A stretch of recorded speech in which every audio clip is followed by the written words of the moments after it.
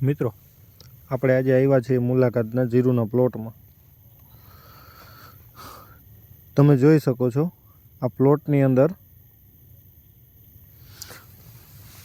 છોડનો ખૂબ જ સારો વિકાસ છે અને વિકાસની સાથે જ છોડમાં થ્રિપ્સ અને મોલો મચ્છીનો ઉપદ્રવ ખૂબ જ ઓછો છે. એનું એક કારણ છે જે ટ્રેપ આપણે લગાવે ને, તમને બતાવું. આ ટ્રેપ છે ને મોટા ભાગના જીવાતો છે ને એના નર ફૂદા જે હોય ને એને કંટ્રોલ કરે છે. એના કારણે એનો વંશ આગળ વધતો અટકી જાય છે અને આવ્યા પહેલાં શરૂઆતથી જ તેના જે પુખ્ત કીટકો હોય ને કંટ્રોલ કરી દે છે.